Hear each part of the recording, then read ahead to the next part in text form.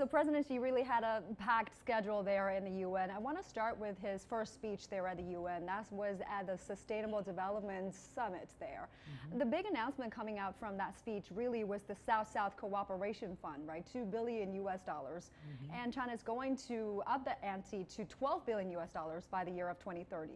So first of all, how is this fund going to allocate it there? And how is this going to promote or generating inclusive economic growth? Let me start with Victor here. Well, first of all, I think President Xi Jinping really raised a very important issue, that is the South cooperation. This is actually not a new topic. Mao Zedong and Deng Xiaoping, for example, in their respective way, all talked about the South cooperation. However, now that the world circumstances have changed significantly, and China, even though China is still a developing country, it's already the second largest economy in the world, raising the South-South cooperation has new meaning going forward.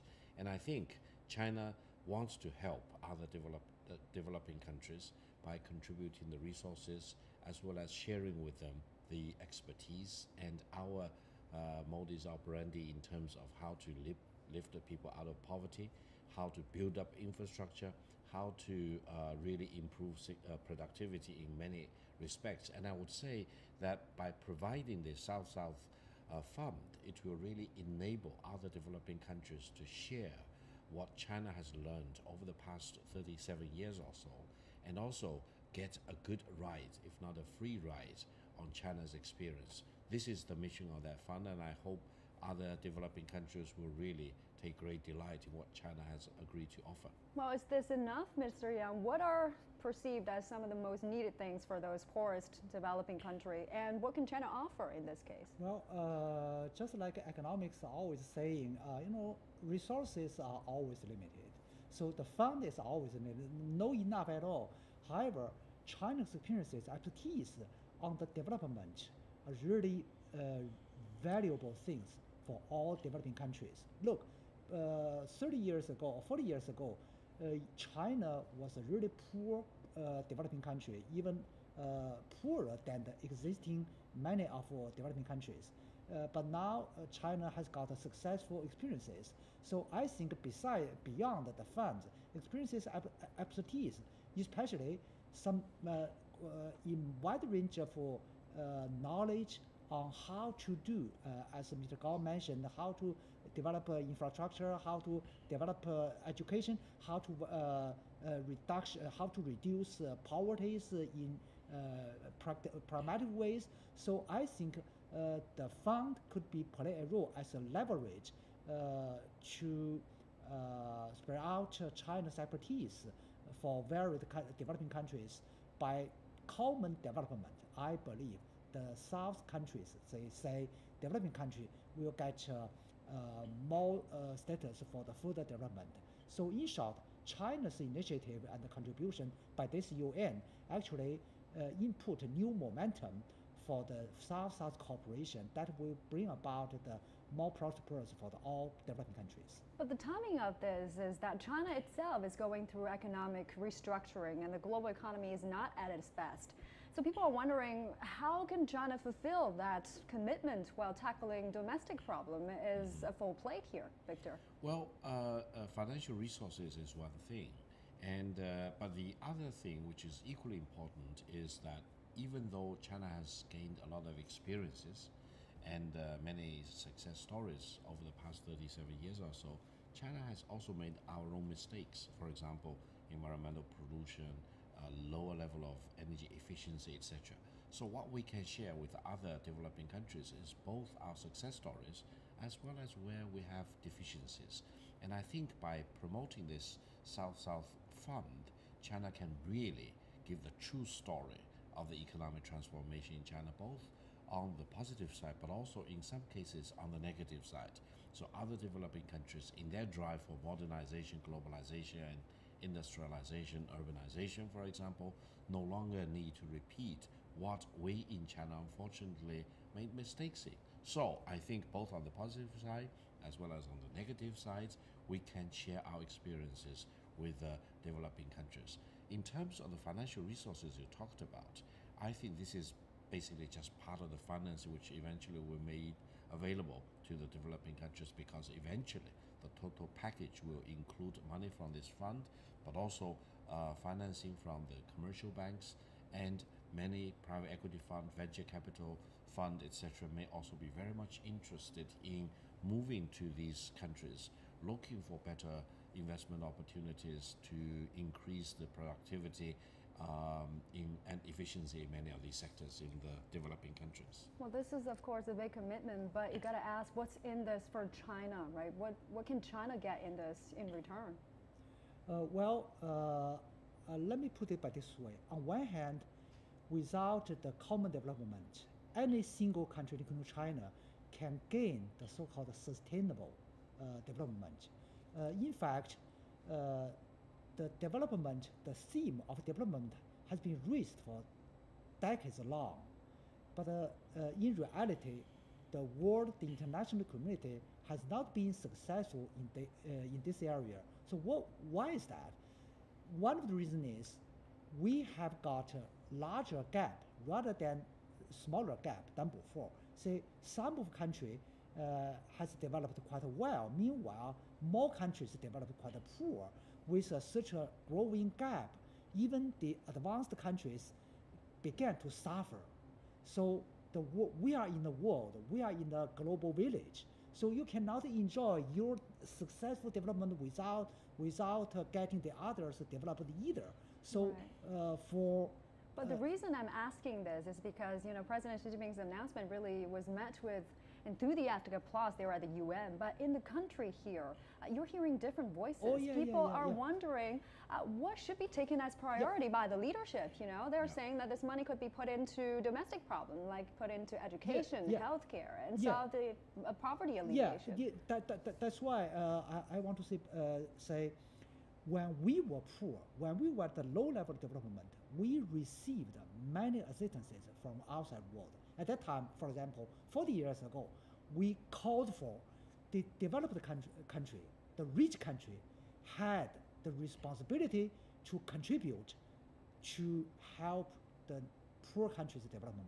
Now we are relatively rich. We got some resources. Then we return to the developing country. So that's what we've received. Now we gave the other countries. Let's also take a look at how this is being received by the global stage. Now, let's take a look at global media. What are they saying about President Xi Jinping's UN speech? Now, his commitment to establish a 2 billion South-South cooperation fund prompted AFP to draw a connection between this and China's growing global role. Meanwhile, the BBC also zeroed in on this key commitment, saying that it suggested China's willingness to take on more responsibilities to go with this increasing power and influence. So my question here is, Victor, do you agree with them, what they say there, that China is taking more of a leadership role in this? Oh, definitely. China is the biggest developing country and the second largest economy in the world. And in a few years' time, it's widely expected that the overall size of the Chinese economy will be ahead of the United States in many, many respects. So the global leadership role for China is increasing, and it's already a fait accompli. And I think other countries, including both developing countries as well as developed countries, are looking up to this leadership role that China may exercise increasingly going forward. Now, coming back to your previous question, I would say, philosophically speaking, by China helping other developing countries, it's not just charity, it's just not sacrifices, it's not just waste of, you know, very important financial resources. I would say by helping other southern developing countries, it is helping China in the fundamental sense of the word, because by helping others and sharing our experiences with other developing countries, China actually can benefit, mainly because the more development there will be in the other developing countries, the more business opportunities may be generated, and the Chinese companies, etc., may also have more business participation in these countries. So it's a win-win situation for China and other developing countries. Right. I want to also get to President Xi's other speech at the Women's Summit. Right. He really stressed the importance, the intricate nature of women's development and socioeconomic development here in China. He talked about how to promote women's career here in the country. So in reality, how's China doing on that front? Well, Xi Jinping made an initiative about women development, or he raised the women issue as one of the key issues for the sustainable development because of two reasons. On one hand, China has got a lot of successful experience and expertise about that, especially since the Beijing Declaration was issued 20 years ago. China made greater efforts on improvement of women's social status and women's development. We've got greater success, and China want to share the successful stories with the world. On the other hand, in general, women development remain behind, falling behind the social and economic development as a whole. So that's why Xi cut to point by saying women development should be at the same pace with the social and economic development. That is the key problems in the sustainable development. So under China's initiative of the Women's Summit, I think China has bring fresh air in this very challenging issue. Right. And also on Monday, President Xi is about to give this huge speech addressing UN Assembly. He's about to talk about critical issues.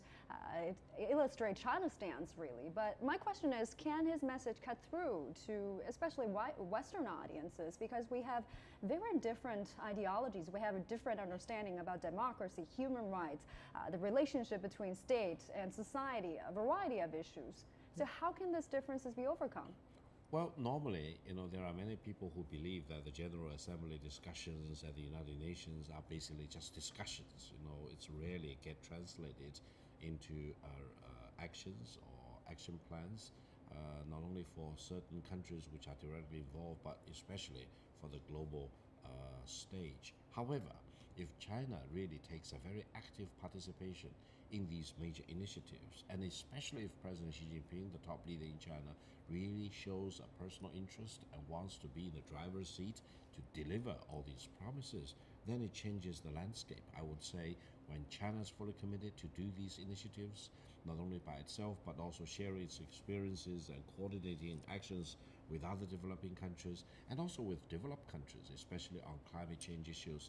And gender equality is so important. If you look around the world, there are many, many places where the women's rights are being very much discriminated. So it is time for action. And it is very fortunate that President Xi Jinping is showing his personal interest in, is mobilizing resources in China to drive for deliverables. And I hope this will really change the general perception of the United Nations. A new vitality, a new sense of urgency, or even sense of crisis will be instilled into the framework of the United Nations. So the General Assembly discussions will no longer just be for discussions for discussion purposes. It will be very much followed with very well defined, very well executed actions.